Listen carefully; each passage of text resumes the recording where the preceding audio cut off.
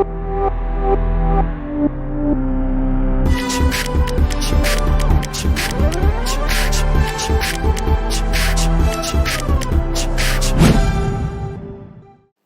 बच्चों, अब हम पढ़ने वाले हैं कैंसर।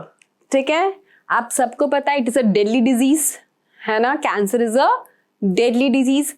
कैसे होता है, व्हाट आर द रीजंस, ठीक है, वो डिस्कस करेंगे। कौन कौन से एजेंट्स कैंसर कॉज करते हैं, क्या ट्रीटमेंट है, वो सब मैं आपको बताऊंगी कैंसर में। ठीक है बच्चों, एंड कैंसर पढ़ना बहुत जरूरी है आपके लिए, बिकॉज आप लोग फ्यूचर में डॉक्टर बनने वाले हैं, तो ध्यान से सुनना अबाउट कैंसर। ठीक है, चलिए, तो कैंसर होता क्या है। इसमें अनकंट्रोल्ड माइटोटिक डिवीजन होता है ऑफ सेल। ठीक है, कैंसर में uncontrolled mitotic division of cell. ठीक है बच्चों, नॉर्मली क्या अपना एक सेल साइकिल चलता है, पता है ना सबको। चलो मैं बना देती हूं। सेल साइकिल है ना, क्या होता है आपका माइटोसिस, है ना। तो यहां पे आता है आपका G1 phase, S phase, G2 phase और M फेज, है ना। तो एक सेल है वो पूरा थ्रू माइटोसिस क्या होता है, दो सेल में डिवाइड हो जाता है ना, normal, this is normal. But cancer में क्या होता है, जो सेल साइकिल वाली साइकिल है वो प्रॉपरली नहीं चल रही। कुछ म्यूटेशन हो गया है या कोई वायरल इन्फेक्शन हो गया है ना, ऑन्कोजेनिक वायरस जो कैंसर कॉज करते हैं, कुछ वैसा इन्फेक्शन हो गया है। तो बेसिकली जो साइकिल है ये वैसे नहीं चल के एबनॉर्मल हो गई है। ठीक है, और जो सेल है वो डिवाइड होते ही जा रही है, होते ही जा रही है। सी क्या लिखा है, अनकंट्रोल्ड माइटोटिक डिवीजन। ठीक है, माइटोसिस हो रहा है लेकिन वो जितना होना चाहिए उतना नहीं हो रहा, अनकंट्रोलेबली हो रहा है। तो बेसिकली क्या हो गया है, जो ये सेल्स है, कैंसरस सेल्स जो होती है ना बच्चों, they loss the property of contact inhibition. Cancer cell lose the property of contact inhibition. Now what is contact inhibition, समझो आपको हाथ में ऐसी कुछ लग गई है ना, चोट लग गई, तो क्या होगा, रिपेयरिंग होगा। एंड जैसे ये सेल्स सब डिवाइड होगी आपकी स्किन सेल्स, और जब एक स्किन सेल दूसरी स्किन सेल कॉन्टैक्ट में आएगी तो फिर वो बस अब रुक जाएगी, अब वो डिवाइड नहीं होगी। पूरा रिपेयरिंग ऑफ टिश्यू जो है आपका वो हो गया है। ठीक है, दिस इज नॉर्मल। बट यहां पे क्या होता है, क्योंकि सेल डिवाइड होते ही जा रही है, होते ही जा रही है, तो बेसिकली जो एक कॉन्टैक्ट इनहिबिशन की प्रॉपर्टी होती है वो इनमें खत्म हो जाती है। जो कैंसरस सेल है उनमें कॉन्टैक्ट इनहिबिशन की प्रॉपर्टी बच्चों क्या होती है, खत्म हो जाती है ना। देखिए मैं बक्सा बना रही हूं, तो इसमें देखो ये ऐसे है, फाइन, सब सेल्स है, इन सब में ऑफ कोर्स न्यूक्लियस भी है।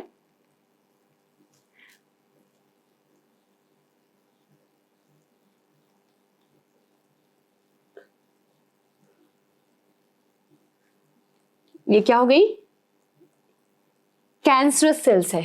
यहां पे सेल्स एबनॉर्मली डिवाइड होए जा रही है, होए जा रही है, होए जा रही है। ठीक है, तो एज रिजल्ट क्या होगा, डिवाइड हो के क्या करेगा, ये बना देगा ट्यूमर। डिवाइड हो के क्या बना देंगे, ये डिवाइड हो के बना देंगे ट्यूमर। ये आपका नॉर्मल सेल है और ये आपका एबनॉर्मल सेल्स। ठीक है, तो बेसिकली इसमें क्या होता है, ये जो सेल्स है वो एबनॉर्मल हो जाती है एंड देन डिवाइड होती जाती है and then they form tumour. उसके बाद वो ट्यूमर बना देते हैं। क्लियर, ये बात आई समझ में। तो कैंसर मतलब क्या होता है, uncontrolled mitotic division of cell. ठीक है, जो सेल साइकिल है जिसे चलना चाहिए नॉर्मल जो आपकी बॉडी में चलता है वो नहीं चल रहा, वो सेल डिवाइड होते जा रही है, राइट। जो कैंसर सेल्स है they lose the property of contact inhibition. Cancer cells loose the property of contact inhibition. अब बच्चों एक चीज और क्या है, ये जो एबनॉर्मल सेल्स है जो डिवाइड होए जा रही क्या करेगी, जो नेबरिंग सेल्स है उससे खाना लेगी। ठीक है, न्यूट्रिएंट टेकअप कर लेगी। जो नॉर्मल सेल्स है उनको, जो आजू बाजू वाले नॉर्मल सेल्स है उनको फिर खाना नहीं मिल पाएगा। ठीक है, तो ये लोग न्यूट्रिएंट, क्योंकि देखो ये तो डिवाइड हो ही जा रहे हैं, इनको एनर्जी चाहिए चाहिए चाहिए चाहिए, तो बेसिकली क्या हो रहा है, ये न्यूट्रिएंट कहां से लेंगे? From the normal cells they will take up the nutrient. Clear हुआ ये? ओके, अब आगे चलते हैं। कैंसर की कॉजेस जानते हैं बच्चों, क्यों कैंसर होता है। So due to physical, chemical, biological agents which bring about uncontrolled proliferation of cells. Fine. Physical carcinogen. Carcinogen मतलब क्या होता है बच्चों? Cancer causing agent. लिख लीजिए जिनको नहीं पता। कार्सिनोजन मतलब होता है कैंसर कॉजिंग एजेंट। ठीक है, तो जैसे फिजिकल कार्सिनोजन है like UV rays, X rays, gamma rays. अब देखो इसमें बेसिकली दो टाइप की रेज होती है आपकी, ionising and non ionising rays, है ना। आप देखेंगे कहीं कहीं आपको ऐसे लिखा हुआ मिल जाएगा आयनाइजिंग लाइक एक्स रेज। जो एक्स रेज है वो क्या है? वो आयनाइजिंग रेज है ना। एक्स रेज क्या है? आयनाइजिंग रेज है। गामा रेज क्या है? गामा रेज भी बच्चों आयनाइजिंग ही है। यूवी रेज क्या है? यूवी रेज जो है वो नॉन आयनाइजिंग है। अब आप बोलेंगे मैम ये क्या है? What is ionising, what is non ionising? Gamma rays ही बच्चों नॉन आयनाइजिंग ही होता है। ठीक है, so ionising rays basically high energy वाली रेज होती है बच्चों। एंड ये जो हाई एनर्जी वाली रेज होती है like X rays, gamma rays, इनके पास क्या प्रॉपर्टी होता है कि they have the ability to emit electron from an atom और मॉलिक्यूल। ठीक है, इनके पास एबिलिटी रहती है कि ये कोई भी मतलब एटम से या मॉलिक्यूल से इलेक्ट्रॉन निकाल ले और उसको आयनाइज बना दे। एंड नॉन आयनाइजिंग थोड़ी मतलब हाई यील्डिंग एनर्जी वाली रेज नहीं होती, and they don't have the ability कि वो एक एटम से या मॉलिक्यूल से इलेक्ट्रॉन को निकाल पाए, है ना। दैट इज आयनाइजिंग और नॉन आयनाइजिंग में डिफरेंस। ठीक है, तो हमारे पास क्या है यहाँ पे? फिजिकल कार्सिनोजन में यूवी रेज है example which is a non ionising ray, then X rays and gamma rays which are ionising rays. Clear? Next देखते हैं केमिकल में अगर हम बात करें तो aniline rays, chemicals of tobacco, nicotine जो होता है, आपने एड भी देखा होगा ना थिएटर वगैरह में, मूवी जब स्टार्ट होती है तो मुकेश का एक एड आता है, देन वो एक टार वाला भी एड आता है ना कि एक पर्सन है बहुत स्मोक करता था तो उसके लंग्स में पूरा टार भर गया, एड वैसे निचोड़ के दिखाते इतना टार जो है वो लंग कैंसर का कॉज हो सकता है, राइट। तो basically tobacco causes cancer, right. Then आपके वायरसेस होते हैं, ट्यूमर वायरसेस या फिर हम बोलते हैं oncogenic viruses, like cervical cancer होता है because of human papilloma virus, right. तो virus can also cause cancer. ठीक है, तो कैंसर के कॉजेस समझ में आ गए सबको। चलिए आगे चलते हैं, कैरेक्टरिस्टिक्स देखते हैं अपन कैंसर सेल की। ओके, तो breaking down of regulatory mechanism which control normal cell growth. तो जो एक मैकेनिज्म है कि हाँ सेल साइकिल चल रहा है, जहां पे नीड है, जहां पे रिपेयरिंग होना है, सेल साइकिल अपना प्रॉपर्ली चल रहा होता है, लेकिन वहां पे क्या चेक पॉइंट्स भी होते हैं। जैसे G1 से S फेज में गया, S से G2 में गया, G2 से M में गया, तो बेसिकली जो आप लाइनें बनाते हो ना वो चेक पॉइंट्स है, तो वो चेक पॉइंट्स खराब हो गए ऐसा समझो आप। तो जो रेगुलेटरी मैकेनिज्म है वो सब खराब हो गया है। ठीक है, so uncontrol cell division and differentiation होते रहता है। एंड जो कैंसर सेल्स है they lose the property of contact inhibition, they lose the property of contact inhibition. एक नया टर्म देखने को मिल रहा है आपको, मेटास्टेसिस की। कैंसर सेल्स मेटास्टेसिस शो करते हैं। क्या होता है मैम बताएगी बच्चों आपको, डोंट वरी कि मेटास्टेसिस क्या होता है। ठीक है, देखो ये आपका एक जगह बनाई हूं मैं बॉडी में जहां पे ट्यूमर बन रहा है। ठीक है, अब यहां पे समझो आपका क्या है, कोई ब्लड वेसल है, और कितनी बार नई जब ये ट्यूमर बनता है तो ना नई ब्लड वेसल्स ही बन जाती है। एंजियोजेनेसिस बोलते हैं उस चीज को, कि formation of new blood vessels, that is known as angiogenesis. तो ये ट्यूमर बन गया। अब क्या होगा बच्चों, ये ट्यूमर जो है ये इधर ब्लड वेसल में आ जाएगा और आकर ये फिर ये ब्लड की थ्रू ट्रैवल करते करते करते करते आपकी किसी और ऑर्गन को इन्फेक्ट कर देगा। ठीक है, this property of cancer cells is known as metastasis. This property of cancer cells को हम क्या बोलते हैं? मेटास्टेसिस। की जो ट्यूमर है वो क्या है? ट्यूमर जो है इट इज कैपेबल कि वो एक प्लेस से दूसरी प्लेस ट्रैवल करे और जहां पे वो ट्रैवल किया है वहां पे जाकर वो कैंसर कॉज कर दे। मतलब वापस यहाँ पे वो गया समझो तो ये वापस ट्यूमर बनाना शुरू कर देगा। तभी बच्चों आपने सुना होगा कि किसी को यूट्रस कैंसर भी है और गॉल ब्लैडर में भी कैंसर है। दोनों चीज पॉसिबल है क्योंकि समझो फॉर एग्जाम्पल स्टार्टिंग में उन फीमेल को यूट्रस में कैंसर हुआ एंड देन यूट्रस में कैंसर हुआ तो वो जो because they have the this property of metastasis that tumour can travel. तो समझो आपका ये कोई यूट्रस का सेक्शन है ना, तो यहाँ पे जो ट्यूमर बना उसमें से एक सेल जो है वो ब्लड में ट्रैवल करके गॉल ब्लैडर में चला गया उस फीमेल के, तो वहां पे भी वो ट्यूमर बना देगा। That is known as metastasis. समझ में आया?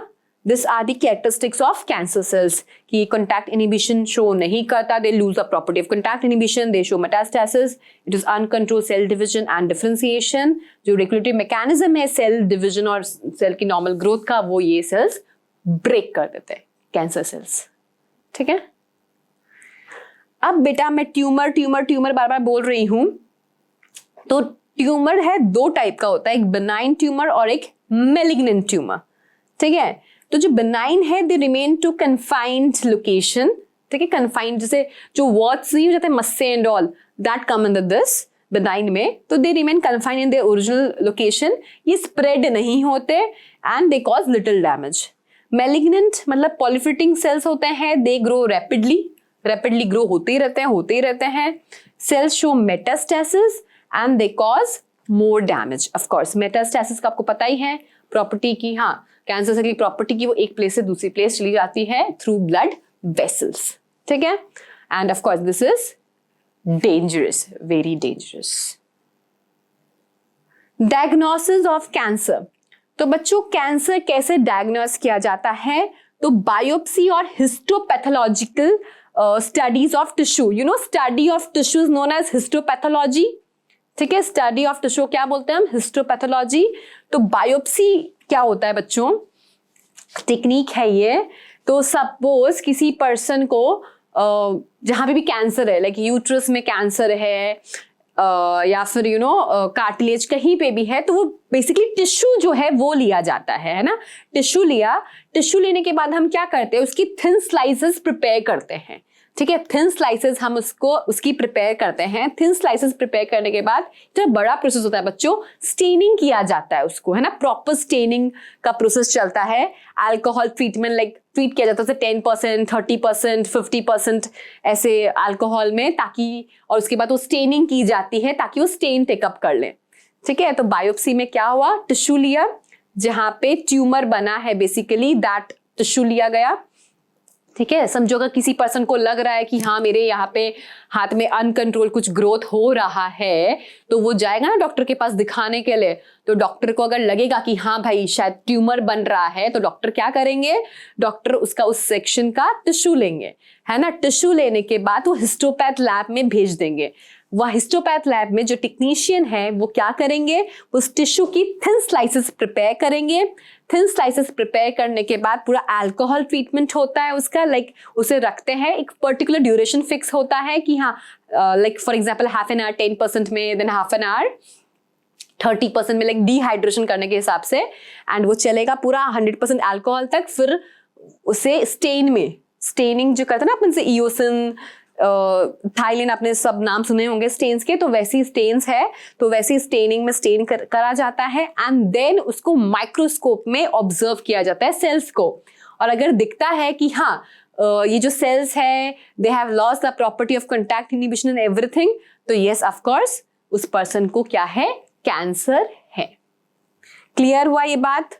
ओके, तो बायोप्सी और हिस्टोपैथोलॉजी स्टडीज आपको पता है।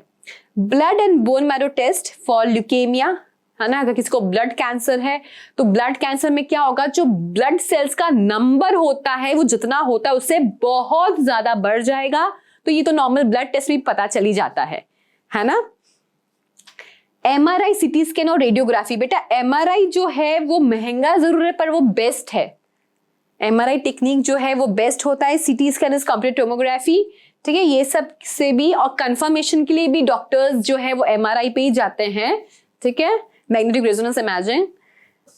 Then use of antibodies against cancer specific antigen, तो बेसिकली मोनोक्लोनल एंटीबॉडीज बनाई जाती है एंड देन उसे यूज किया जाता है again against cancer specific antigens. तो ये सब तरीके हैं ऑफ डायग्नोसिस ऑफ कैंसर, ठीक है।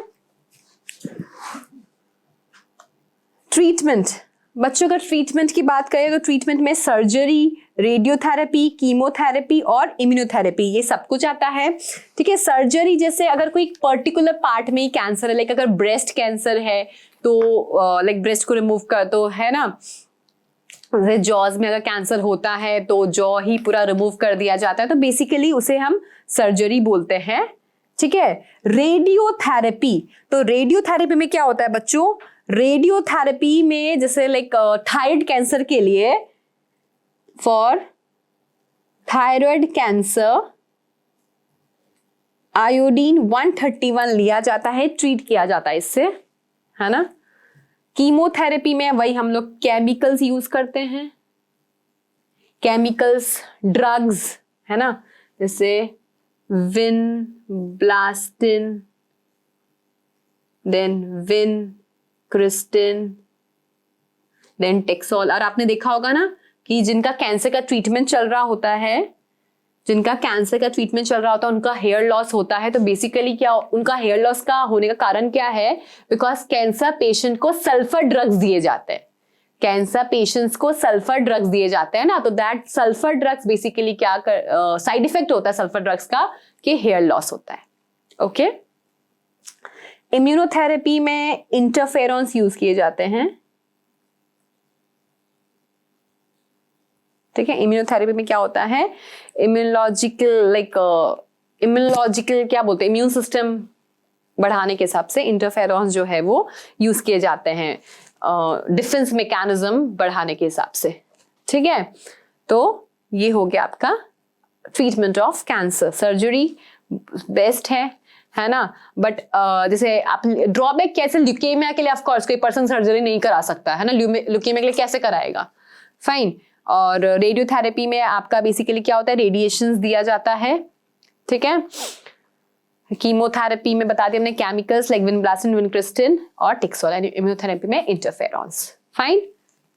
तो अगर किसी पर्सन को कैंसर है तो उसको अच्छी डाइट वगैरह से आप बस, और ट्रीटमेंट से, अगर अर्ली डिटेक्शन हो गया तो बस ट्रीटमेंट से आप उसे बचा सकते हो, अदरवाइज ज्यादातर यही होता है कि हाँ डेथ हो जाती है। अब समझो अगर किसी इंसान को ईसोफेगस में कैंसर हो जाए तो सोचो बेचारा खाएगा कैसे, है ना। और होता भी है, लाइक बॉडी के हर पार्ट में कैंसर हो सकता है, ठीक है।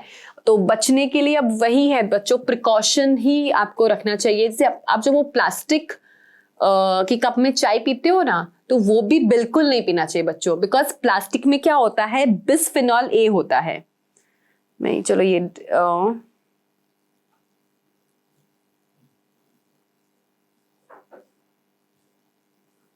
प्लास्टिक में क्या होता है बच्चों, प्लास्टिक में बिस्फेनॉल ए होता है, ठीक है। This bisphenol A is also carcinogen, bisphenol A भी कार्सिनोजन है। तो जब आप प्लास्टिक में चाय पी रहे हैं तो वो प्लास्टिक घुलती है, दैट कंटेन बिस्फेनॉल ए, तो आप क्या कर रहे हो, एक कैंसर कॉज करने वाला सब्सटेंस अपनी बॉडी के अंदर ले रहे हो। आया समझ में। तो बेसिकली जो बिस्फेनॉल ए है वो प्लास्टिक का कंटेंट होता है, ठीक है। हमें बेसिकली क्या होता है बच्चों, म्यूटेशन से बचना है, ठीक है, बिकॉज हमारी बॉडी में भी क्या है, प्रोटो ऑन्कोजीन्स है, ठीक है। सी ऑन्कोजीन्स क्या होते हैं, oncogenes are cancer causing genes. Oncogenes क्या होते हैं आपके, cancer causing genes, cancer causing genes are known as oncogenes. हम सबकी बॉडी में वो बैठे हुए हैं, मतलब सेल्स में, हमारी बॉडी के सेल्स में वो बैठे हुए हैं कैसे, एज प्रोटो ऑन्कोजीन्स। वो कैसे हैं बच्चों? वो है एज प्रोटो ऑन्कोजीन्स। पर अगर उन्हें कोई स्टिमुलेशन मिल गया, जैसे कोई म्यूटेशन हो गया या उन कोई कार्सिनोजन पहुंच गया तो म्यूटेशन कॉज कर दिया, तो वो प्रोटो ऑन्कोजीन्स कन्वर्ट हो जाएंगे ऑन्कोजीन्स में। देन ऑन्कोजीन्स क्या करेगा? कैंसर सेल डेवलप करेगा। कैंसर सेल्स मतलब अनकंट्रोल्ड माइटोटिक डिवीजन जो है वो वाली बात है। ठीक है, तो बच्चों नीट के लिए आप लोग ये वाला याद रखना कि प्रोटो ऑन्कोजीन्स जो है एक्चुअली वो सबके पास होता है, लेकिन वो कैसे है? डोर्मेंट स्टेज में है। जब कोई भी कार्सिनोजन, लाइक देखा ना अपने, फिजिकल एजेंट्स होते हैं, केमिकल एजेंट्स होते हैं, तो कोई भी एजेंट अगर चला गया एंड म्यूटेशन कॉज कर दिया, तब वो ऑन्कोजीन्स, सॉरी, तब वो प्रोटो ऑन्कोजीन्स है आप पे कन्वर्ट हो जाएंगे ऑन्कोजीन्स में, and oncogenes are cancer causing genes. ठीक है, तो कैंसर से बचने के लिए एक प्रिकॉशन मैंने आपको ये बताया कि आप लोग प्लास्टिक में खाना खाना बंद कर दे, प्लास्टिक की ग्लास में चाय पीना बंद कर दे। ठीक है, क्योंकि जब भी प्लास्टिक में हम कोई गर्म चीज डालते हैं तो जो बिस्फेनॉल ए है सब्सटेंस, वो हमारे बॉडी में जा ही रहा है। फाइन, ओके, देन और क्या कर सकते हैं? यूवी रेज से बचना भी बहुत जरूरी है, बिकॉज यूवी रेज भी क्या है बच्चों? म्यूटेशन कॉज करते हैं। यूवी रेज भी म्यूटेशन कॉज करते हैं। तो जब भी आप बहुत धूप में निकले तो सनस्क्रीन वगैरह लगाकर अपनी बॉडी को पूरा कवर करके जाएं। ठीक है, यूवी रेज पता है ना, they are which kind of rays? They are non ionising rays. ठीक है, अब देखो एक्सरेज, एक्सरेज भी आया था ना इसमें कॉजेज में, तो बच्चों एक्सरेज भी कैंसर कॉज करते हैं, तो बार बार एक्सरे भी नहीं कराना चाहिए, है ना। जैसे आपको फ्रैक्चर वगैरह हो गया है, तो बस जैसे आपको फ्रैक्चर हुआ तो डॉक्टर ने बोला 21 डेज के बाद आना, तो 21 डेज बाद ही जाओ। ऐसा नहीं कि चलो देखते हैं 15 दिन में अगर कुछ बोन वोन जुड़ गई है तो वापस एक्सरे करा लो। तो बार बार एक्सरे से भी आपको एक्सपोज नहीं होना है, बिकॉज एक्सरेज भी क्या करते हैं बच्चों? कैंसर कॉज कर सकते हैं। और एक्सरेज कैसे रेज हैं? X rays are ionising rays. ठीक है, एक्सरेज आयनाइजिंग, वो हाई एनर्जी वाली रेज है। They has the ability to remove electron from an atom या मॉलिक्यूल। बात याद रहेगी? ओके ओके बच्चों, so that's all for cancer.